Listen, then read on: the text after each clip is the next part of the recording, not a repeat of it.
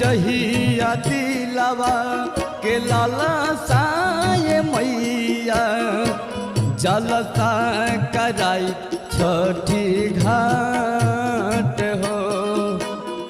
घिउआ के दियाना जराई बे मैया जननी तनाई छठी घाट हो।